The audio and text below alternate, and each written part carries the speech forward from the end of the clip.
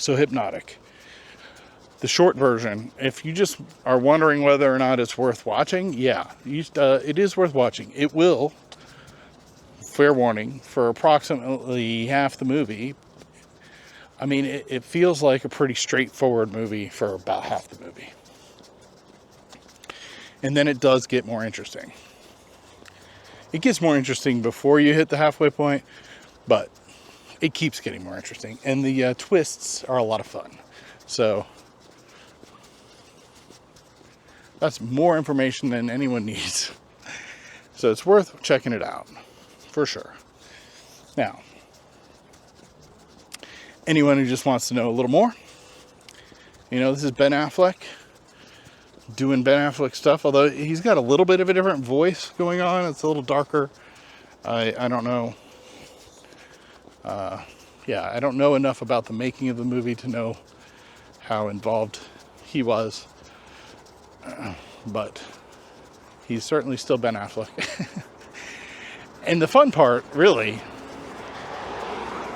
spoiler warning to some degree. I'm not going to totally spoil anything, but as I was saying, for like half the movie, it feels like a very straightforward movie, and it kind of is, and there's a reason for that. So I definitely had a couple moments where I was like, why? Wow, this is like remarkably like straightforward.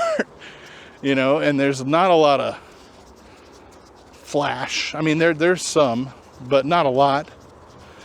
And it turns out that makes a lot of sense.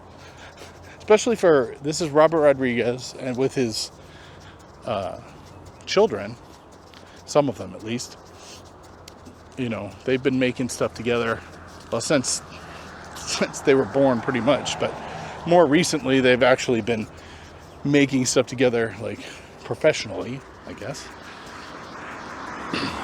And I'm not sure that separation is as much of a thing as it implies, because the process seems pretty similar when they describe it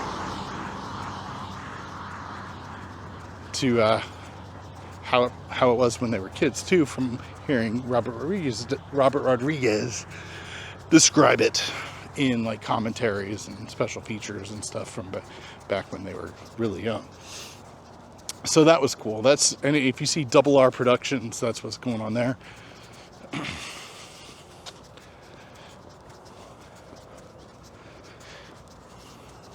So I just wasn't sure what to expect. And I'm not, this isn't my favorite Robert Rodriguez movie, but it is competently made, and it is reasonably actually more interesting than it at first seems, and more interesting than I thought it was going to be.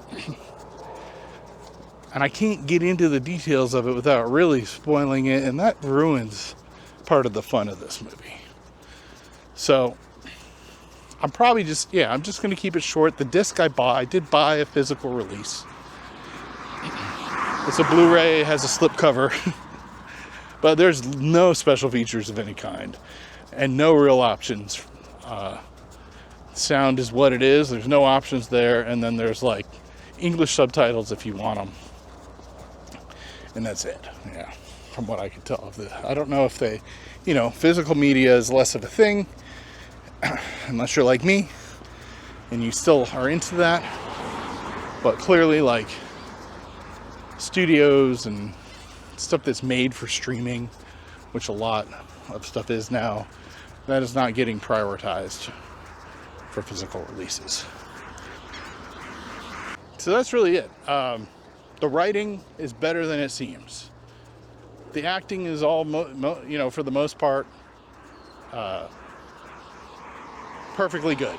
There's a couple little spots maybe, but it doesn't really, to me, it didn't really actually hit a point of it going bad. It just felt like maybe it was going to.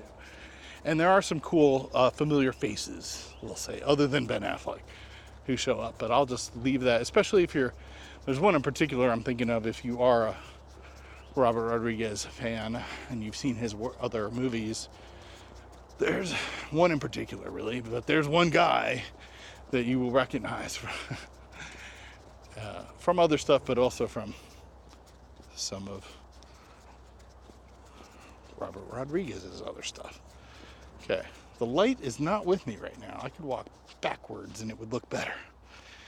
But that'll be it for now. So like and subscribe if you still haven't. And I gotta pick another movie to watch. And I'll see you then.